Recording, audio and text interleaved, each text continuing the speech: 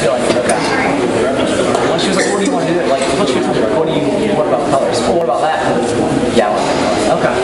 Good evening. Why ask me? You only got to read it. My name is Debbie Sarah. I'm the president of the Colonial Riverview Civic League, and I welcome you tonight. We'll start our meeting with our crime report from Officer Josh White. How's everybody doing? Great. Good weekend? Good news is, just like most times I come in here, just property crime. Bad news is a lot of it can be prevented.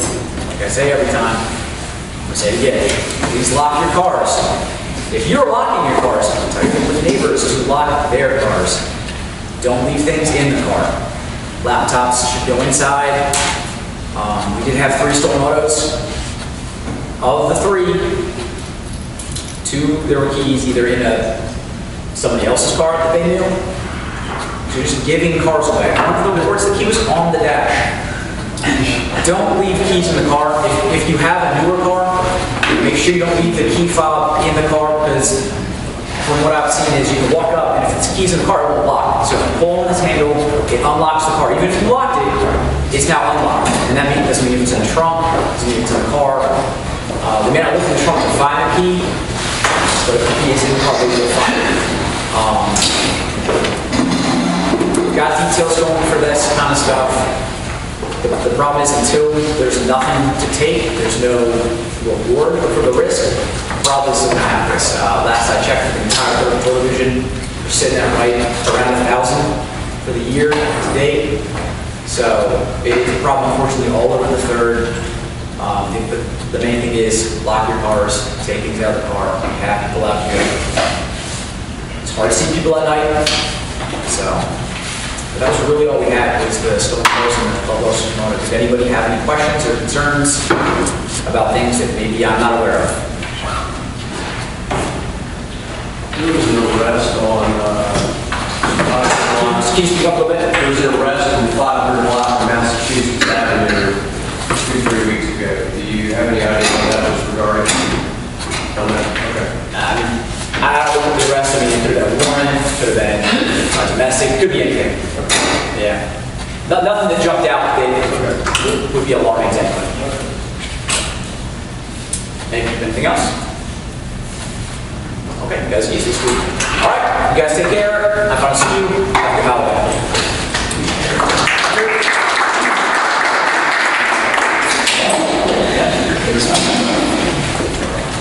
Have fun. You can. Okay, our next speakers are Justin Schaefer and John White from Civic. They're going to talk to us about the status of the work being done on Knitting Mill Creek and answer any other questions you might have about our shorelines. Yeah, we actually have 2 projects, Beach Avenue and Knitting Mill Creek. I'm going to speak to Knitting Mill and really down on Beach. Knitting Mill, the job is taking substantially longer than any of us anticipated. I don't know if anybody noticed, but we had a slope failure out there. It was a technical shortcoming of our design effort, and we have sought remedy that recovered from the consultant on this. But what's basically we're doing is building the job twice, having to install a geogrid on there, and it should tides being what they are. We get a week or 2 of good tides during the day. We should wrap the job up within a week or 2, maybe a little longer, but in that range. Ever since we had those slope failures, we've had a pretty good series of northeasters. So it's aggravated the wrapping up of the remedy as well as finishing up the construction. But we're on the downslope of this project. We should be wrapped up. So well before Christmas, we'll have a nice shoreline started. I think the planting will probably occur in the springtime. So once let the job settle out for the winter and come back in the spring to plan out the living shoreline. So after that, be all but done, and we'll just keep an eye on the plans and make sure they're established well. Any questions? Yes, sir. What is the plan for between the street and the slope? What are you going to do? Well, that's going to be part of the living shoreline project, and it'll be planted up. I think we're going to keep the curb again, then there's going to be some Bermuda seated behind that. Yeah. And then some shrubs, similar shoreline. It's not going to be, really grown up. It's just, people still enjoy the views out there. Well, let me finish up. Is there an intention to continue the walkway that was started at Block Down to kind of continue that going? That was kind of an ad hoc project, but if there's an interest, then we can get the community involved in that. Yeah, that's a big thing about Rhino. It's the maintenance and upkeep. It's, getting enough community members out to maintain it. That's a partnership between the city and Lockville, a partnership with some folks from the community. Yeah, I think at a minimum we will, because there's that big dirt patch in the middle, we'll probably do some minimum planting and just a leaf dirt path through there to tie the two together. So yeah, there's interest from the community and expanding further with the level of grant funding, continue that. It's got to be part of the planning process, so we don't plant stuff and then decide how to rip it up or what. I think it'll be where the Bermuda is going to go. Bermuda is pretty tough stuff. Let me finish. That covered it? Yes, sir. What would the process be for that, what he was asking you about? In other words, if you said if the community had an interest, so what would the next step be if we decide we do have an interest in having a walking path? Well, we'll kind of rely on Civic League to give us some feedback. We also we've got some challenging feedback from the adjacent property owners, and we'll definitely take their thoughts into consideration. A lot of, they were hoping for the bulkhead to extend out there. That was an unlikely scenario because of the permitting and such. But we got to kind of win them back over to what they're going to get. I think once it blooms out in the summer, next fall, I think they'll be with us. And I think it's a definite possibility. Are there any drawings of the original plan and what the concept was for this? Yeah, absolutely. Have any of those been made available to us? Yeah, I assume it was presented to the Civic League, but we can definitely make it available. It's always nice to just see if we actually reached the goal. Yeah, that would definitely been a number of years ago. I've seen an awful lot of renditions about plans like the Oaks Park. Things like this may change, and we get our hopes up, and we just would like to see how this thing pans out. I don't think you'll be disappointed if you refresh your memory with the plans and see what we built. It was built in accordance with the plans. It does take a period of time for these type of projects because you got basically a permit process. So sometimes that takes longer than one would actually hope. But so you may have seen the plans, but it's been quite a while. But we can definitely bring it. Well, a lot of this has been talked about for years. Yeah. I've lived in the Colonial place for 40-some years. Well, we're gradually moving it towards the end. Yeah. Where it actually is attractive, we hope. Yeah, I've been here through several bulkhead phases, and then this final living shoreline is kind of a nice wrap up to the whole shoreline protection. There's still some other issues that the city has to look to address them in the long term. Yes, sir. Is there a website that we can go to see what the original plan was, or is it something you'll have to make? Well, short term, we'll put it on our flooding website. I'll send the whatever the connection to the president, so they can pass it out to the membership. But we're downloading. We have quite a bit of documents that are out there, and so we're kind of refreshing that website up, and we'll post those on Great, thank you. as well. Okay. So that's a switch. All right, Justin. So I think the project along Beach Avenue, again, is another living shoreline, bit longer project, and that project has luckily been able to go through design and into construction pretty much the way we imagined it from the beginning, where it's going to connect to the existing living shoreline and have a lot left by the new kayak launch, and then wrap around it to the end of Long Beach. So the project seems to be going well. I know it was a bit of a shock to some folks who called me when the shrubs were cut down initially. That was definitely always intended. They're going to be cut down. Everything had to be graded back. And then the kids right now think it's a sandy beach out there. I've driven by a few times and they're all excited. But fortunately, it's not going to stay that way. It's going to be planted out as a wetland marsh with a meadow-type buffer, a few trees planted strategically along there between houses. And then from there, it'll depend on how it's managed. We're going to look at a few different scenarios and see what works best, coordinated with the residents on that. We're hoping to have the project finished up here before Christmas again.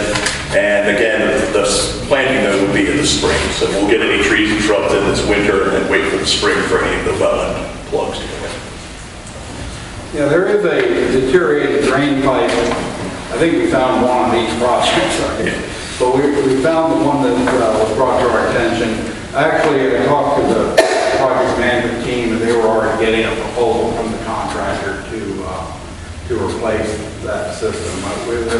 We're trying to eliminate the metal pipe from Nov, quite frankly. The corrugated metal, it's it goes away anyway, so we're trying to track it down and replace it.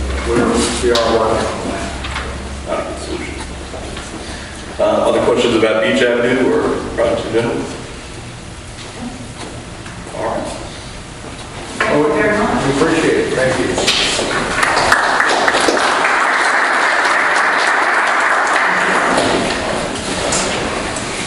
Okay. Next on our agenda is Ed Hines, who is from the planning department. Huh? Sorry. I'm so sorry. So I'm from the planning department, in the zoning division of the planning department. I'm not sure if everyone knows, the city's been working on a new zoning ordinance for a couple of years now. Is there anyone who is not aware that the city's been working on the zoning ordinance at all? Just a few.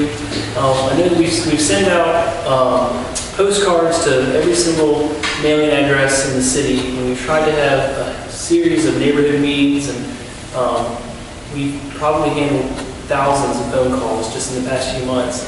That's really been the main focus of our planning department for about the past 3 years, is a brand new zoning ordinance.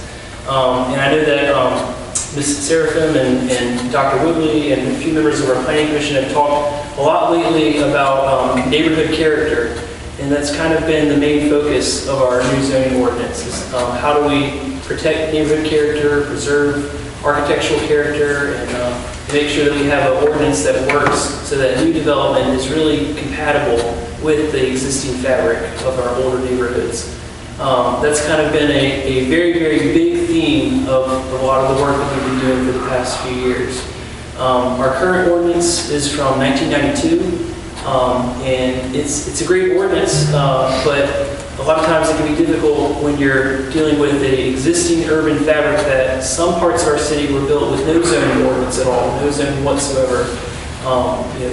Both Colonial Place and Riverview are two of those neighborhoods. There's no zoning in place.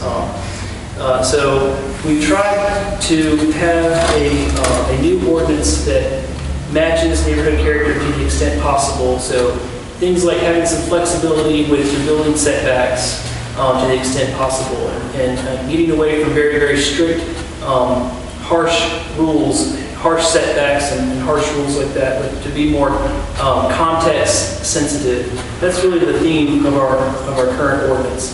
I brought a few documents if anyone wants to get into the weeds of what the zoning is. But mainly what I wanted to really discuss is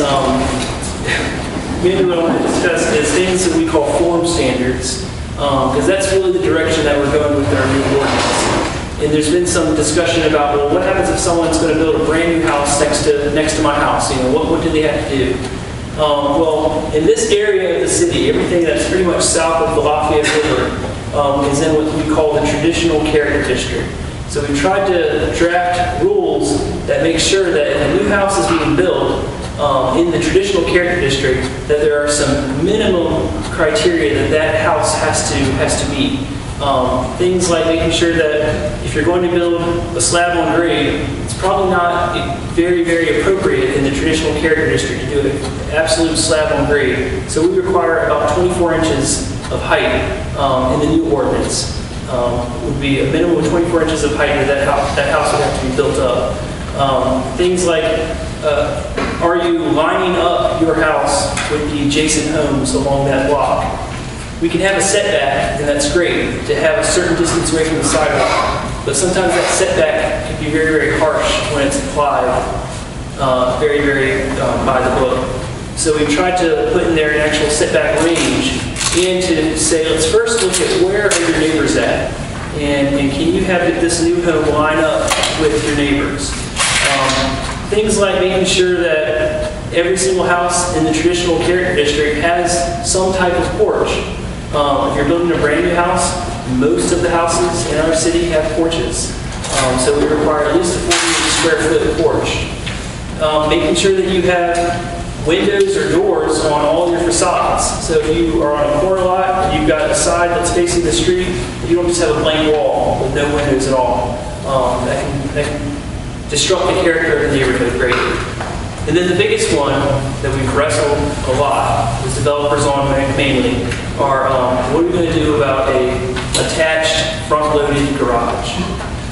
That's been the biggest point of discussion over the past at least 2 years, probably longer than that. How do we fit in, or should we even at all fit in the attached front-loaded garage? Some of the neighborhoods in our city have said that they don't think it's appropriate at all. Park Place has said that. They've worked very, very hard with their planning commission, and the residents there have come together and said that they don't think that it's appropriate to have an attached front-loaded garage at all in their neighborhood, and that's fine. But we're talking about at least at a minimum, regardless if a specific neighborhood has come in and said that they don't want it at all, to have a minimum, a absolute maximum of 8 foot wide garage door if you're going to have an attached front-loaded garage, and to have that be set back from the front of the side of your house at least 5 feet. So it's not the main feature of the house. In some parts of our city, we are finding that developers actually prefer to protrude the front garage out in front of the entire house and make it the main focal point of the house to announce to the whole neighborhood that cars live here. And that can be fine depending on the neighborhood, but it's not really appropriate in our older neighborhoods. So we have these minimum standards that we're calling form standards, and that will be a huge part of our new ordinance. But the reason why I was asked to come here today is to see if there's any specific dialogue that Colonial Place and Riverview would like to have in regards to form standards and in regards to neighborhood protection, architectural protection, neighborhood context, in regards to y'all's neighborhood. Like I said, we've seen a few neighborhoods that have gone a few different ways about focusing on very, very specific things. Might be, we really are concerned about porches. We found that a few houses went up, no porch whatsoever, and that was a big sticking point. In Park Place, it was the garage. But in doing that, most of y'all probably already know, Colonial Place and Riverview are both listed as state and national historic districts, so listed on the state and national register of historic places. Some neighborhoods have gone even further and said, we need to be considered what we call a locally designated historic district. We like to have some design guidelines, and particularly we want to watch over potential demolitions in our neighborhood. That's fine, that's good. We've seen neighborhoods like Ghent and Freemason have both become locally designated historic districts, and all of the new construction that goes on in those neighborhoods have to go through the city's architectural review board. And that's kind of all part of the discussion is that something that Colonial Place and Riverview wants to do? If the main focus is to watch over potential demolitions in the neighborhood, I can tell you right now that would actually be the only way to really achieve that goal. But these different neighborhoods have very, very different needs, and some neighborhoods are experiencing development pressures in different ways. So it's not really good for the city to come in and say, well, this is what this neighborhood should do or that neighborhood should do. What we have found is best is to just be responsive to the neighborhoods and to make ourselves available to the extent we can. So that's why I kind of wanted to introduce myself and let you guys know that we are a resource that's here to help. I brought a historic preservationist, Susan McBride. She works in our office. She is staffed to the city's Architectural Review Board, and she is an expert on what we call certified local governments. And these are cities, localities that have decided to have strong historic districts that comply with a national standard called a certified local government. And she can tell you all about what that means and answer any questions that you might have on that, if that's the direction that Colonial Place and Riverview wants to go. But We vote now? usually discussion. I'm all for it. Yes. You're all for it. Design review. Oh, okay.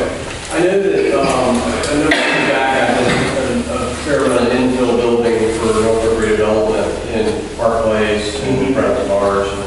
I really liked their take on design review. It seemed to work really well. It was well received by the neighborhood.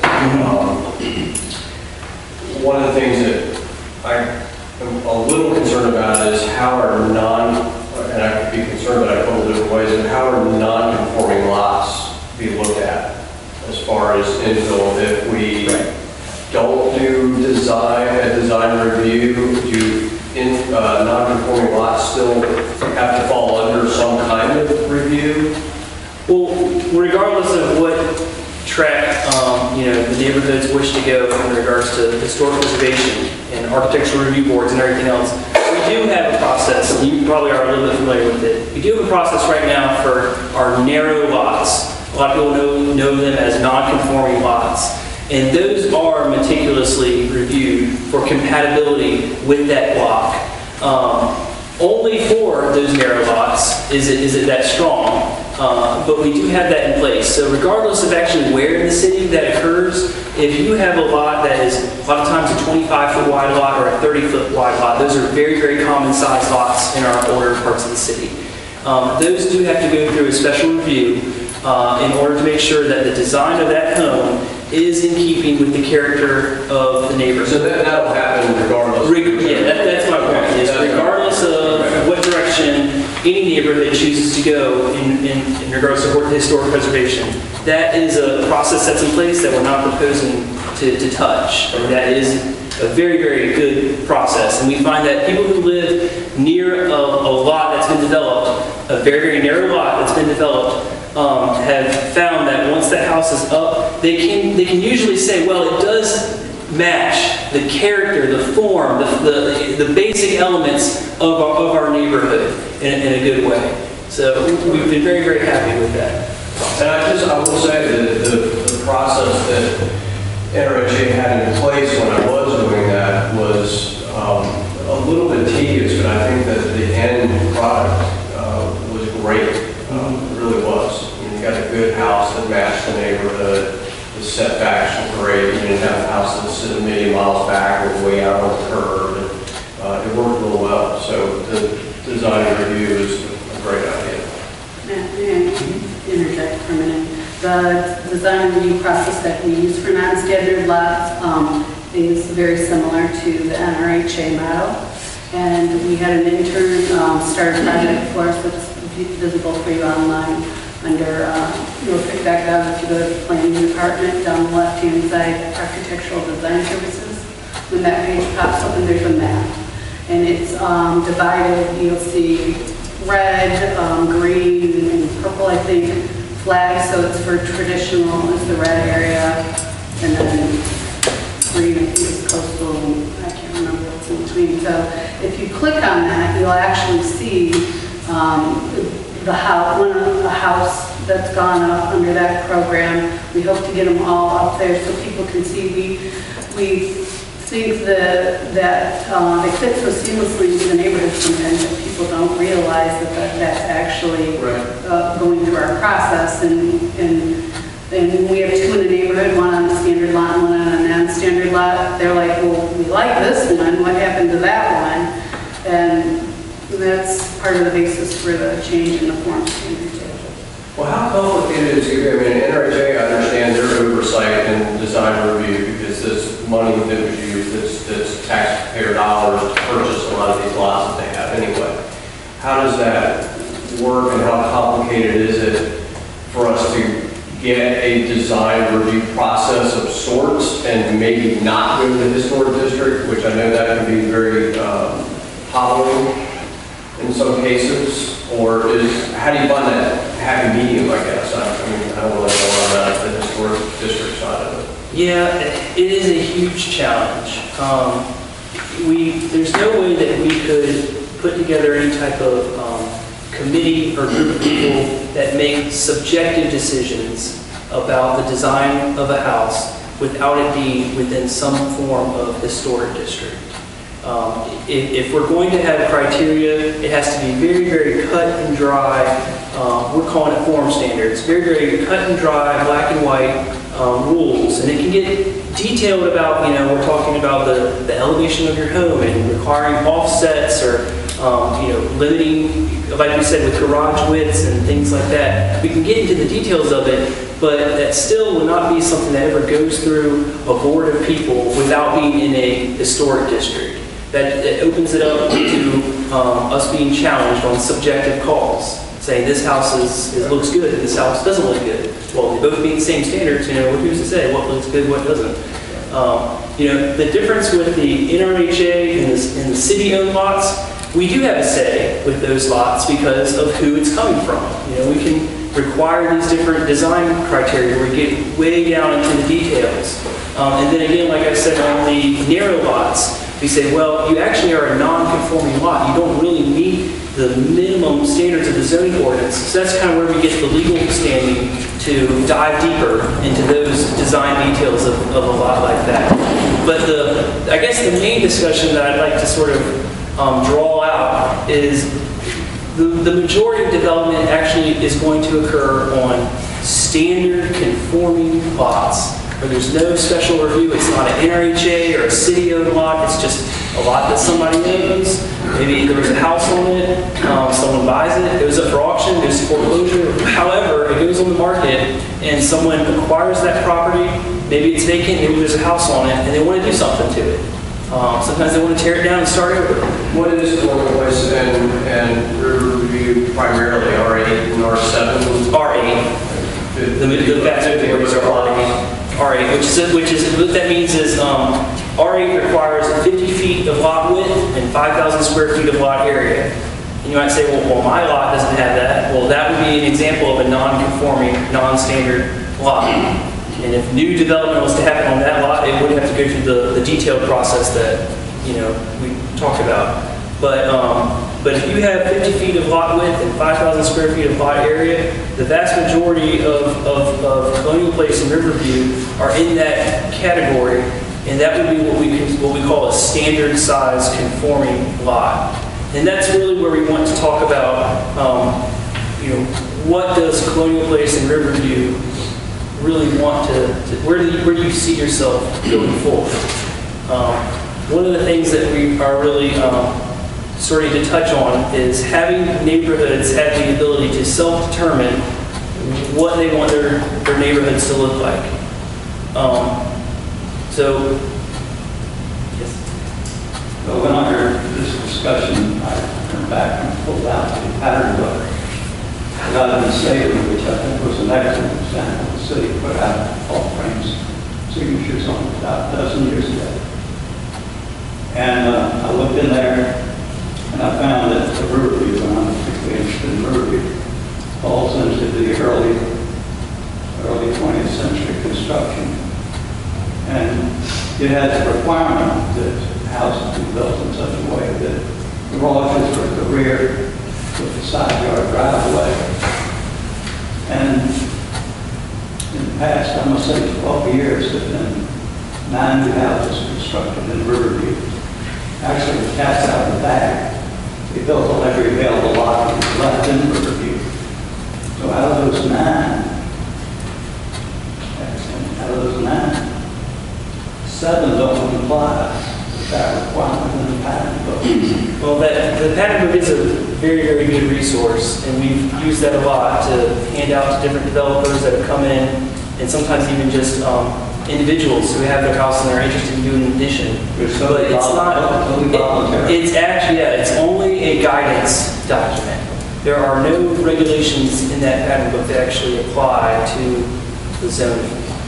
So we do make good suggestions in there about if you're going to have a garage, do a detached garage towards the rear.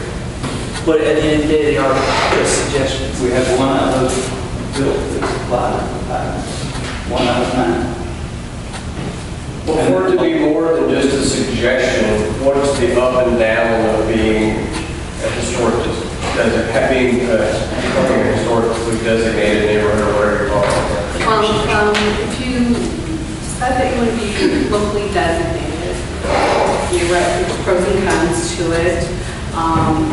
The pro is that your neighborhood from the time of designation to the future is going to look pretty much the same as far as material style, landscaping decisions and so forth are going to be based on, baseline survey, which would be, we would have to resurvey for the local district, do baseline photographs. We wouldn't say if you wanted to do alterations to your house that you have to go back to the original. Now, if you have an original photo and you desire to put in an element that's been taken down or missing, and you have that documentation, and you go to the ARB, you can say, I have documentation that this was at this point, and this is where I want to restore my property to. And that's not a problem. If you want to put gingerbread on your house, and your house is like a craftsman style bungalow, and you don't have any precedent for it in any historical documentation that you found related to your property, then we would probably deny that. You have to, for all exterior alterations visible from the public right of way, it may need to go through the ARB. And so as a staff person, I field these calls every day. I have a project, I'm wondering, do I go through ARB? Generally, if you maintain the house the way it is from the date of designation, you are not going to be asked to change it at all. It's when you go to make the change that you go into the ARB. A benefit, although it is a benefit that you have right now, I don't know how long it will last, but you do qualify for historic tax credits for rehabilitation. You get a little bit more for a local district, so that's a plus.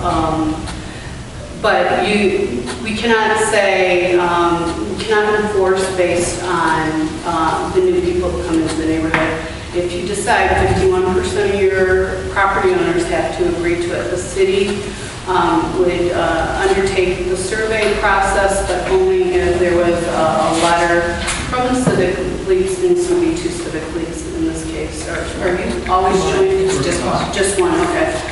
That you're interested in having this done. The city would not put a local designation on a district without the support of the property owners. I would highly recommend that you're very thoughtful about that process. It's an expensive process for the city to undertake these surveys. Just Riverview has 200 homes, and Riverview is the smaller of the two. So, there should be a pretty firm commitment. Another thing I would encourage is that maybe you sit through some ARB meetings. They are open to the public. We're happy to have you there, get a flavor for it. Another thing would be to reach out to your Civic Leagues, the Get Neighborhood League and the Freemason, and see how they handle their historic districts reviews. They do have separate committees that look at projects, so it takes it out of the main. I will say, any project in the historic districts, we ask for Civic League input. We aren't asking you to decide whether or not you think that it meets the guidelines. That's the job of the Architectural Review Board. But a lot of times when people undertake a project in a historic neighborhood, it has some impact on their neighbors, a lot of times because you're close together, or you all have an investment that the neighborhoods stay looking a certain way. And sometimes your neighbors actually have a good resolution for what you're trying to accomplish. There may be times when you don't care for the project, but it meets the guidelines, and the charge of the Architectural Review Board is to interpret the guidelines, and if they meet the guidelines, then they have to approve it. But it is an open process. There are times when something might meet the guidelines. It's not really a favorable direction to go in if the Civic League isn't for it. And sometimes the ARB asks them to continue their item and come back on it. So yes, if you replace windows, original roofing material, siding, those are come before the Architectural Review Board. If we cannot see the back of your house from a right-of-way, you can do whatever you want to the back of the house. But we don't, right now we aren't considering vinyl windows. They don't have the same look or longevity as wood windows. And so, you know, those are some definite things you have to think about, because the newer materials don't last the way the older materials do, and they don't perform the same way. And to be honest with you, new wood windows aren't the same as old wood windows. So, and there's a whole science behind that, and I won't bore you with that unless you want me to come back and do that. But, you know, a lot of staff support. Yes, sir. I think if there's a discussion trip to go down this road, we would need to have everything laid out so we can provide this. Because I don't think people understand that paint colors, window materials, we don't regulate paint colors. Okay, it's not paint color, but siding, you know. If my old wood siding's falling apart, I can't put vinyl in now.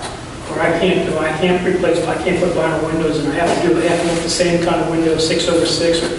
People don't understand some of that stuff. Now, we went through this process 15 plus years ago to get the original historic designation. There was definitely a desire not to go that local route because we did not want that restriction put on our neighborhood. Sure. Because it can be onerous, it can take time consuming, it can be very cost prohibitive for some people to do that stuff. So we decided at that time not to do that. So I think if there's a desire to go that way and investigate it, we would need to have all of that information very clearly laid out for our Civic League folks. I think what you proposed before about some of the stuff you said about the setbacks and the side, that sounds reasonable to me. The porches, that sounds like a reasonable accommodation for that. Isn't that part of the traditional zone? I'm sorry. Isn't that part of traditional zone? What he was just talking about. No, about the setbacks and the right. Those are what we call the form standards. Right. Doesn't get into materials. That doesn't have the same. No, that's a different. The whole discussion with materials is really when you start to go down the track of whether to do a locally designated historic district or not. But we can do these things that we call form standards and talk about the dimensions of how big of a porch you may have to have on a brand new house. And if you are going to have a garage at all, and if you're going to have it, how big it must be, and where it must be located, and the height of the building. These are form elements, and that's the direction that we're going with this entire part of the city that we call the traditional character district. Everything basically south of the Lafayette River. That's the general form standards that we'd like to, our planning commission has recommended approval of. But I would also caution you that just because a house meets those form standards, it can look like, you know, a very contemporary piece of architecture, even meeting those form standards. And if you as a neighborhood don't desire living next to a very iconic, slick, modern house, or as Matt pointed out, you run the risk of by right lots being able to put, maybe meet the form standards, but maybe not happy as a neighborhood. I mean, that's what you weigh on, and I think several years ago, you really weren't in jeopardy of losing your historic homes, like what's happening now. Yeah, I think that's really the main point. For some people, the discussion of materials, they can debate, but for some people it may be that, but under no circumstances do I want to see these older homes torn down, And that might be someone's only real point, or only standard that leads them into saying, well, if the only way to do that is to become a local historic district, that means enough to me, So for some people, that's really the big issue for them. And that's understandable if that's the issue. But you're right, if we ever went down that path, it would take an enormous education piece on behalf of not just those in the room, but everyone. And it'd have to be a huge education outreach effort. Absolutely. Dr. Whitley?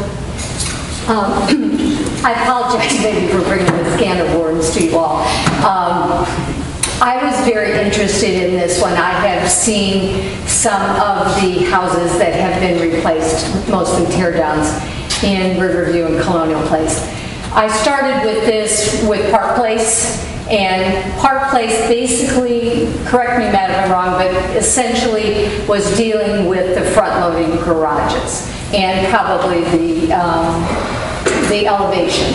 And Huntersville neighborhood, also another traditional neighborhood, not going the whole way of getting into historic districts, which of course is wonderful, but very difficult for many residents to abide with. So I wasn't trying to push that on us. I was really just hoping we could get to addressing some of these form issues, because I think many of you are aware there's some projects that are in jeopardy in this area with tear downs, and we've got some developers that are very interested in putting suburban style homes into our neighborhoods. So what we're hoping to do, and I'm hoping that in the next couple of weeks we will have an ordinance to come through with City Council to have a designation for these traditional character neighborhoods to be able to do these form styles. And then, because frankly planning doesn't have the capacity to do all the neighborhoods all at once, but then we would come back and tweak each neighborhood. We'd come to you all, and if things like setbacks and garages where they are and elevations and porches are important, we can work those into those character districts. Certainly if this neighborhood is interested in taking on the difficult task of being designated as historic district, that's great. But I didn't mean to thrust that onto you at this point. I was really just going with some quick protective devices that we could use for the new homes that are proposed in these areas. And I think that we're prepared to listen to you all, and those forms that you are interested in as a neighborhood to pursue, we can do, and we can do them rather expediently. Am I correct on that? That's absolutely, that's very good. So that's what we're hoping for. So Susan's right, there's some great ideas, and she's right, that if you have a house that's made out of drive-it and doesn't have and it's elevated and has a porch and the garage is in the back, they could build it. But right now that hasn't been our major concern. I think we all agree on that. In regards to Dr. Whitley, the comment about coming with some, not going immediately to historicals, but if we go to the other measure and kind of just come up with some basic forms for this district, would it be though that any projects that are in application process would still be going under the original guidelines?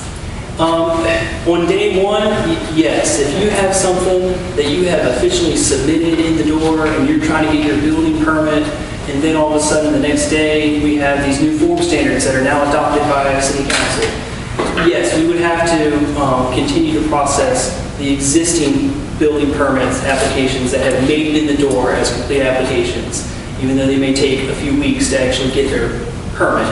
So we recognize that we have that window, and we have an education piece that we have been underway with the builders about that. And several of our builders have seen this coming, and they have realized that they've had to get their building plans, their act in order. And they've been working with us very diligently to make sure that their newest models meet all of our form standards. So, which is great, because even if nothing ever happens, you know, they're realizing that they have to shape up their houses. Watching Ocean View being rebuilt, it looks like watching Ocean View being rebuilt, it looks like they've created a whole new paradigm as to who can build what.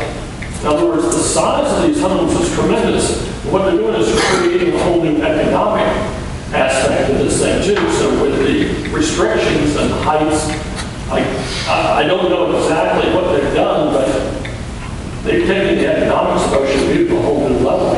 Well, we've seen two major things in Ocean View. I mean, the main thing has been, everyone is pretty well aware of East Beach, and that's been a huge master plan redevelopment effort. And there are a lot of standards that go into account with new homes in East Beach.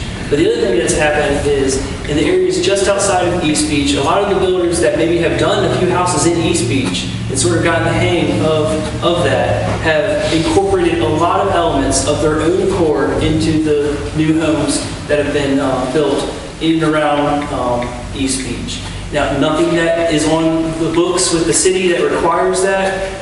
We don't have any special design review requirements at all throughout the rest of Ocean View. So it's organic. Well, it's an organic sort of economic evolution. Let me also say that any city-owned properties do go through a design review process, which has really influenced what you see along East Ocean View, because the city owns a lot, or NRHA has owned it. So the city has really pushed for that paradigm, and part of that is they said, okay, we have a coastal area that has a specific look and feel. So the city has actually worked with their design consultant to come up with a coastal pattern book, which is pretty close to being done. We've got the draft out, it's online. But I think that you'll see, if you look at it online, you'll see where you can probably pretty much guess what the city-owned property was going up and down East Ocean. So if somebody really decides to put in a typical suburban house over there to shoot themselves in the foot. Well, they can on a suburban lot. They can on a standard lot, non-city-owned. We can encourage them to use the coastal pattern book, but it's similar to the previous pattern book that you mentioned. And I would tell you that the civic leagues in general have approved the suburban character. So just the things that we're talking that may not be desirable in here, Ocean View is on like Susan says, non-city owned lots. They can do whatever they want. Yeah. And we're seeing a lot of that. Well, I guess the whole thing is we just need to create a new paradigm instead of restricting ourselves with this architectural review tightness with it. We just need to somehow create a paradigm that promotes everybody to restore these old neighborhoods. And this is what we're really about. I want to bring in Irene and John here. Since we've stolen them from Ghent, and now they're in the Colonial place, just getting their opinion on and here too, in regard to, especially when we were very involved with the Ghent neighborhood league. And I'm kind of feeling like what Pete's saying, be careful what you wish for. And Terry, I'm thinking about the guy, and Susan will remember too, the guy that Ghent, they wanted to replace his shingles, and they put the plastic shingles in. I think I ended up having to take them out because he wasn't approved. And I think council supported what architectural review very well. Yeah, I think council didn't support it. Some of council. Right. So I mean, I think. But that's why I'm saying I don't think we need to go there. Right. You know, I think that at some point you may want to get into those weeds, but I think you've got some immediacy here that I personally feel like you need to do some design forms and get those on the books so that people that are coming in, and this is happening a lot in Norfolk, of people having these tear downs, and we need to preserve our neighborhood. Give any say, if somebody's coming in, I mean, I know it's a by rights, property that meets, the zoning, and it's a conforming lot. Does the neighborhood they're going to tear down and build something else, does it have to get approved or go before the Civic? Only if it's locally designated historic district. Only. Well, I agree. I mean, I think it's almost imperative that we have something in place that, like the setbacks and the front-facing garages and design standards around that, and hopefully that will, with the builders beginning to come into the neighborhoods and meet, because Colonial Place, there's not a million lots there. There's a handful, there's a few tear downs probably. But I think having something in place soon, when we say soon, how long does it take y'all to do that? And then council to approve it? The Planning Commission has sent forward their recommendation to approve our new zoning ordinance. I think they did that this past Tuesday. So we are expecting that City Council will have the first major public look at it in January. However, a zoning ordinance is a big, robust document. So there may be things in there completely unrelated to form standards, or it could be anything that need to be tweaked or need to be adjusted, or different groups come out and talk about this and that. So it may, at the very, very earliest, I say it's possible that it could be going in front of City Council for the final vote in January. But very likely these things get delayed a little bit to make minor tweaks and adjustments. Have you guys seen any other municipalities that have tried to implement these things and seen that builders or developers begin, well, not just necessarily locally, but just do they find that the builders begin to go, okay, this is what the city really wants, or the people in the city really want? To be honest, not a lot of localities have been very, very robust with form standards. Okay. Definitely not in Virginia, I'll say that. There are other places in the country that they have different state codes and they have a whole different legal framework, and they have gone there. But in Virginia, there hasn't been a lot of places that have gone there yet. Portsmouth touched very, very lightly on it with their new zoning ordinance. But we are proposing some pretty robust changes. And I think Dr. Williams is absolutely right that getting the main important form standards taken care of is going to be huge for this whole section of the city. It's going to be huge. And fixing a lot of really, really bad problems that sort of really irk neighbors pretty badly. When they see a brand new house go up and it's got that snout-nosed garage and it doesn't fit in with anything, issues like that can be greatly addressed right off the bat with form standards. It is very, very difficult to start having the form standard discussion in historic neighborhoods that are on the state and national registry without also acknowledging that there is a broad discussion to be had in general about historic districts. So we didn't want to hide that from anybody as well. But to be perfectly frank, just having form standards on the book is a huge leap forward in protecting neighborhood character and the existing fabric that we have.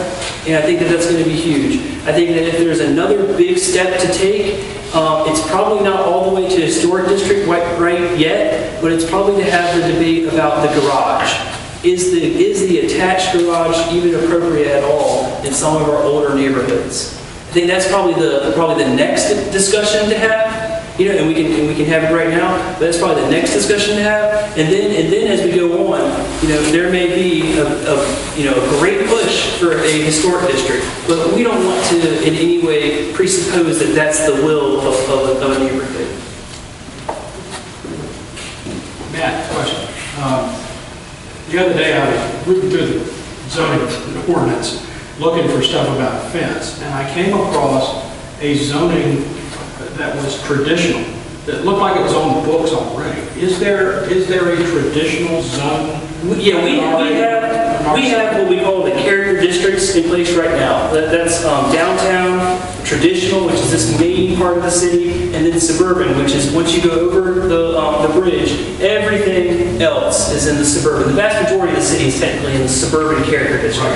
And right now, we have used these character districts to really just adjust a few things in our zoning code. The main thing is parking requirements that affect brand new development. We also have touched on it with fence requirements and a few other things. Well, the reason that I ask is because in reading that, because it was a new one on me, I hadn't seen that zone before, or that section of the zoning code.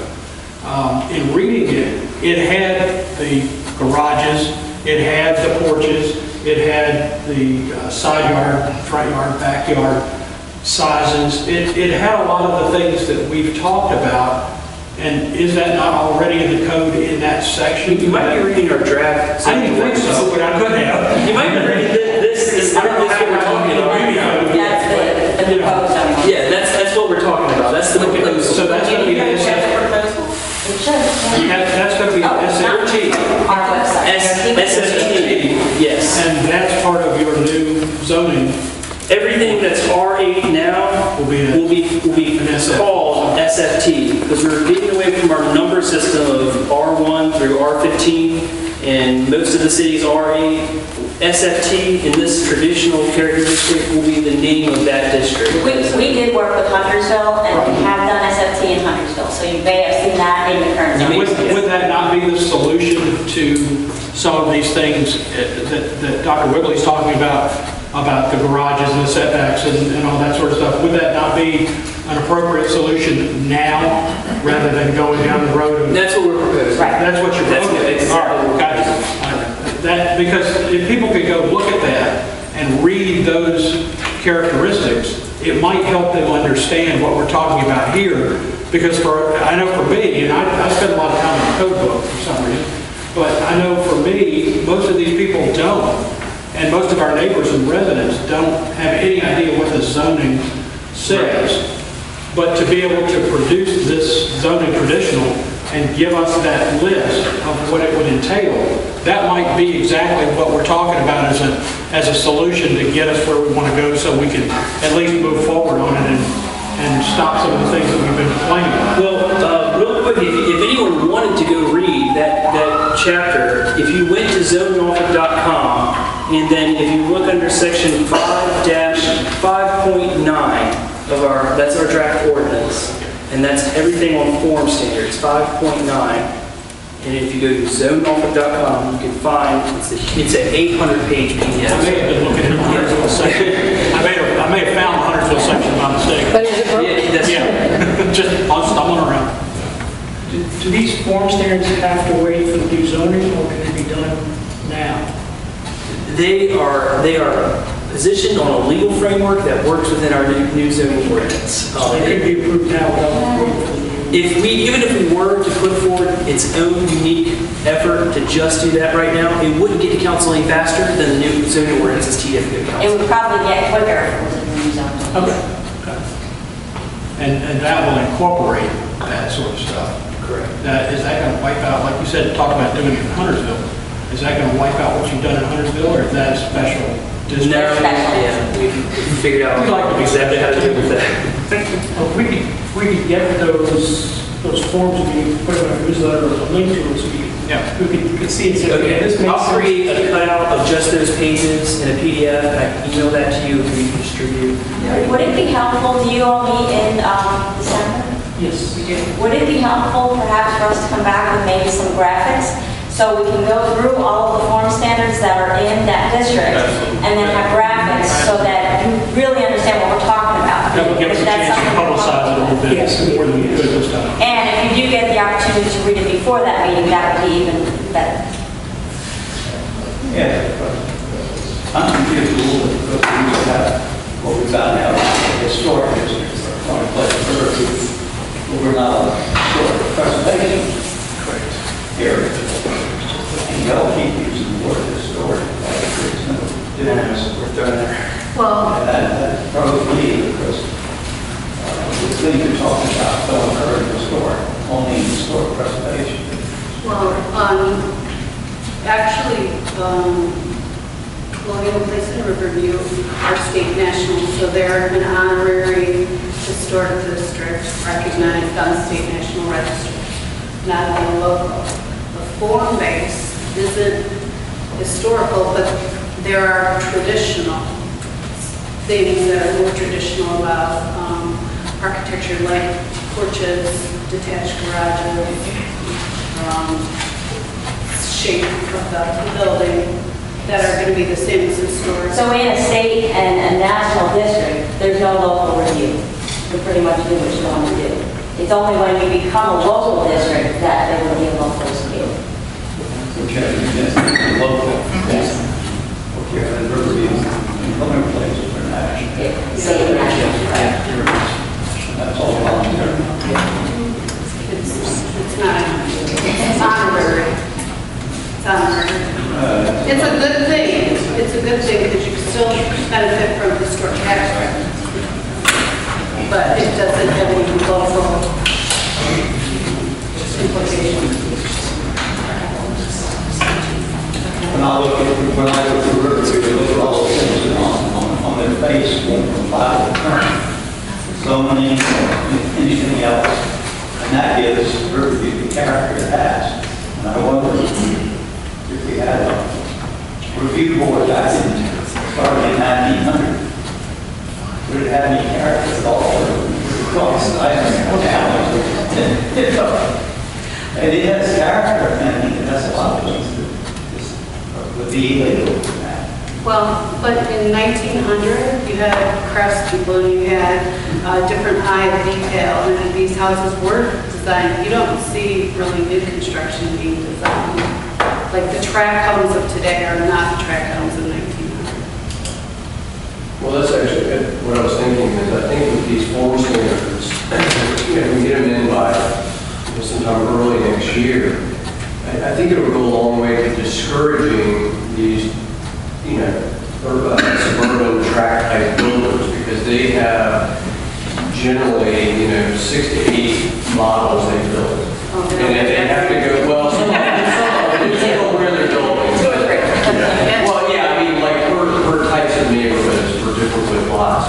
But I think that if we have these things in place, they probably won't go through the effort to do, a handful of spot lots, in a relatively small neighborhood. Well, I would agree for the most part. I think where you're vulnerable is if you have estate-sized lots where they could take down one house and put up 2. That's what they're And your property values. Yeah, that was what drove this. Your property values are high enough that it does behoove them to come in, and that's probably a big reason why you're having this conversation. But these form standards would still hopefully help drive, at least some design. Where's this house? The gentleman in the back one has a question.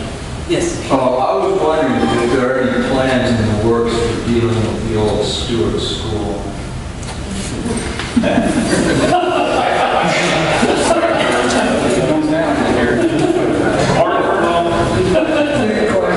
have had proposals that have come forward. We don't have anything that has come to fruition and really taken a hold of that site in the way that we had hoped. So I don't know if something is around the corner, but we've had things that have come and gone. I would tell you no, there are none. So you reached out to Mike Lennon? Yeah, we have. The big part of it, as I understand it, is it's expensive. Yeah. Little risk of demolition then? Yeah. Well, that's good. Food fight for the developers there. No, I'm sorry, you're saying a little risk? Is there a little risk? Or I would some say risk? no. I would say there's a large risk. And that's going to be a lot of open space for developers to put their eye on. What does that fall under, that zoning right there? Pardon? What does that school fall under for zoning? Is a big chunk of the parks and open space? Right now, it's institutional, isn't it? Sure. So anybody coming in would be looking for rezoning. That's the good parts and open It is space. city-owned property, and then as such, we can put design requirements on it that we can on private property. So, and that's how you get, a certain look in certain areas. And so, because it's city-owned property, we have that control. I'm not so necessarily opposed to some houses coming down and building houses that match the neighborhood. My concern is, like, with whatever this one that was in the newsletter or next door, I think that you put up about taking a house down and putting two up. My concern is the density increasing. Because like for the 400 block of Delaware where the condos went in, when they put those in originally, they were supposed to be owner occupied.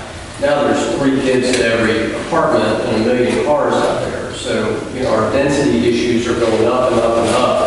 And anyway, so that's one of my biggest concerns. What is that property? Does that have to get approved for the person that's tearing down and building two, or is it? The lot is a 50-foot lot. Oh, no, If they got it that way. Right now, it's 104 feet wide right now. does anybody know who the developer is? They're saying that one that built the one on the corner. Has it sold? It's not, it's for sale now. The property hasn't sold? But I've seen the surveyor down there going through the whole. Who has the HUD? Yeah. That's all right. Controller for a HUD. Or that's just a that'll be private. I'm sorry? If it's a HUD, No, it's just been foreclosed on by HUD, so they're just gonna Yeah. put it on the market. And we're the highest spot. It's just gonna go to the highest. now, how to that size, do y'all force the garage to the back? Or do y'all also making do pretty much? With our current proposed form standards, it still includes a front-loaded garage that can be provided if it's set back 5 feet from the front side of the home, and that garage is no more than an 8-foot garage door, 8-foot wide garage door. Now, how is it that y'all have front of the garage door in the neighborhood that there's not a single house there that has a garage? Because it's under. Well, that's kind of what we're, yeah. So Matt, That's just to clarify, when you say under the proposed, does that mean under the current? Or is it under the proposed that's going through in draft form? Under the current ordinance right now, there are no design requirements at all. Okay, If someone was to come in for a building permit. And then the proposed, which is in draft form right now, it has it that garages will still be allowed. So in order, if we were against or for, if we were against, we would have to do something soon, as Dr. Woodley mentioned. That if you guys had a strong passion one way or the other about that issue, it would be great to voice that concern. Let us know. Man, no requirements now. The guy took a picture of the house on 38th Street. You know, then he put it back on. Pigeon wall. I mean, again, there are no design requirements at all in Colonial Place or Riverview. These are just regular zoning districts. He was told he had to put them back on, so I don't know. he applied a pigeon wall about 8 inches wide there to take them out. It was 40 inches wide. That sounds like it was probably a building code. Since someone built something that maybe wasn't in accordance with your plans or something. I don't know. It was historic. No, we don't have review over there. Yeah, there's no historic review whatsoever right now. It was a code issue. It could have been an NRHA house. Yeah, but they don't You're even gonna change secondary. it. What's that? Once it's your house, they don't really do a home. Builder came in there. And well, this is one of the Four walls up there, 4 walls that are now the first floor. So he just took away the pigeon walls and moved the walls all the way out. I would recommend, if you would, to be perhaps offer to everybody what we've done in Park Place and Huntersville as examples, because what they've done with garages in Park Place, I think many of you might be interested in seeing. So that's an option for you all, and it would maybe help you with some of the things we worry about. Absolutely. So Park Place, ever since really 1999, they got very, very passionate about new homes that were being built that were not being placed on the lot in line with the adjacent homes. So the house would be placed back really far and it wasn't in line with the adjacent homes. So in 1999, they asked for a zoning overlay that addressed that issue. As time went on, the issue evolved into a discussion about garages, front-loaded garages. And they went so far as to amend their zoning overlay to completely prohibit front-loaded attached garages in all of Park Place. So that was a strong grassroots neighborhood-led initiative. There was debates all along the way and discussions with the builders, discussions with the residents. There was a big education piece on what a front-loaded garage did to a neighborhood, to a traditional neighborhood. And then in the end, the neighborhood still came out very, very strongly and said, we just don't want it at all. So that was sort of their story. And now in their zoning, there's no allowance for a attached front-loaded garage. And that really made it into the zoning code sometime about the middle of this year, I think. Yeah, we voted on it last year, yeah. Okay. But you can still have a garage, it's just that it's not attached. Yeah, you can do a detached In the garage. back. Yeah, or you have a drive-in that leads and detached garage in the back. Or if you're a corner lot, you could do it on the corner of your yard, not on the front still. Right. Right. So that was their story, and that's how they dealt with what they saw as the real big issue was the front-loaded garage. So I don't know if that helps you with any context of your feelings on your neighborhood. We don't have a big initiative with park lots either. I mean, park lots is just little of the plots, so. It used to be very intact. They've seen a lot of demolition. They've seen even people wanting to be on certain blocks, demolishing houses that could be rehabbed. They've lost a lot of integrity throughout their district, and it's a huge concern to them. And I think that we like to think that our developers coming in are as concerned about our neighborhoods as we are, but the reality is they aren't Northwood residents, the people who come in and do this. And so we have to, through our zoning changes or historic or whatever avenue you would like to, they can feel comfortable with, in a way, I think that's really driven. Well, it's interesting because it seems in construction and workplace for single families has slowed tremendously. Oh, no, it's just the opposite. I don't weave in and out. It's just the opposite. They got rid of NRHA, but they have been doing very well. So NRHA doesn't overlay any design on there. If anything, it actually increased. Okay. Yeah. That's great. It's been steady. They lost a big house to the fire. Everybody's cool. That's fire. And just, a 50-foot lot is a pretty standard lot in Norfolk, and there really is no issue with getting a detached garage on a 50-foot lot. So requiring them to not have a front-loaded garage and doing a detached, or on a corner lot, doing it from the side street is really not an issue. Did the form standards on the 50-foot lot, did they incorporate any minimum width house?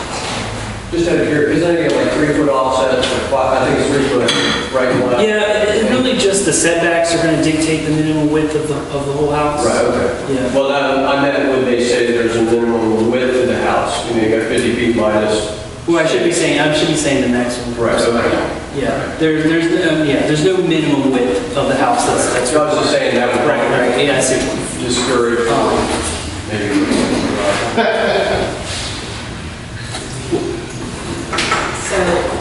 What we have found is best today, if that is the concern of the neighborhood, if front-loaded garages, it's best to just come right out and say it. And that's what we did with the Park Place zone, is that it says very specifically, front-loaded attached garages are prohibited. And that's the direction that they've gone.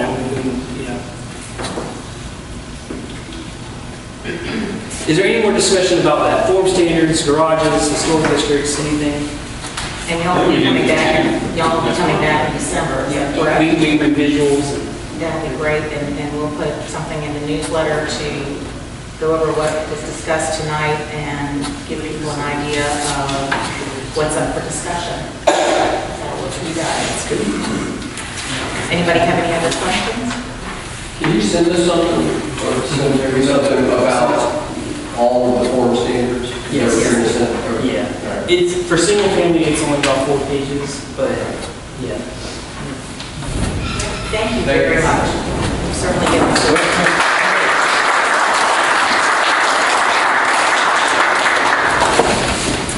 Okay, we're getting late, so let's see if we can run through this real quick. Minutes, Mr. Robertson. Minutes are in the current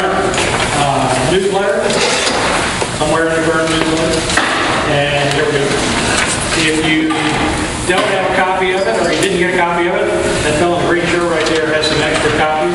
It's always posted on our website. And they are on our website. We have someone who would like to make a motion that we... Second. All in favor? Aye. Opposed? Minutes are accepted. Treasurer's report. Quick hearing now. And while he's doing that, media, do we have a report? No, ma'am. Okay. Thank you. Treasurer's report is real easy. Handed out copies. Have some up here now. Once we had revenue this month of $630. Advertising and a whopping 18 cents of interest, and expenses $585, and that was for a post office box and printing services for the month. Any questions? Got my check? I paid the post office box. I know. Membership. Thank you, sir. Okay, membership, we currently have 138 members. Membership will be up for renewal starting in January, but if we decide to have a vote next month on form stands, whether or not everybody will have to be members to vote. So unfortunately, we make it 1 month, but that's the way it is. It's only $10. Plus it gets you a 15%, 10% discount at the garden center? 10%, okay. And I'll provide Ms. Edie with a list of names all the. If you were to come in and buy a Christmas tree like we do, you can say, have a membership, and you got a card, and she could look it up and see your name on it. Okay, neighborhood quality. You have anything? Does neighborhood quality have a report? No. Okay. Crime prevention. Nothing to report. That has been on neighborhood tax. Okay. Dog park is in here and environmentalism here. Just a quick report on the fishing ordinance. If you were wondering what happened to it, they decided that it was such an interesting thing that they are now looking at it for all of the city. And they had a meeting last week, and they've got another one planned, getting feedback as to the various water places where you have public access to the rivers, and whether or not they should have fishing or not, and when. So that's what became of our ordinance. It's now become large. There is a meeting, actually there's one tonight, and there's another one on Thursday that the city is doing to talk about short-term rentals, also known as Airbnb. If you have any thoughts on that, the meeting on Thursdays at 6 o'clock, and it's downtown at the Virginia Arts Festival building. Let's see, December, we need to decide if we wish to do a toy drive again this year. We've done it for the last few years for 4 kids. We usually do pretty well collecting toys for the children, and they give us a nice list of things that they need. Do you need a motion? That would be good. I make a motion that we do a tour drive for kids. Second. All in favor? Opposed? Okay. We'll put something in the newsletter and on next door about the toy drive. And I think that is all I have. Does anyone else have anything? Yes, ma'am. I just wanted to let everyone know that we are now officially a Monarch Way station. And we have a number that you can go online and we can see that we are on the map. And she's talking about our community garden. Yes, and also I have reached out to some of the people at 4 Kids, and hopefully there'll be some type of partnership that we can get going with them as far as educating adults in gardening. So. Oh, that's wonderful. Anybody have anything else? You already mentioned that 4 Kids is leaving, sort of. Vacating. Yeah, they are, 4 Kids has reached an agreement with the city of Chesapeake to move the bulk of their locations. It's probably not going to be for another 18 months or so. to South Norfolk. But they are going to try and maintain a presence in Norfolk. Specifically, they want to maintain something there on the North Collias border. Well, if that's it, I say we adjourn. Move to adjourn.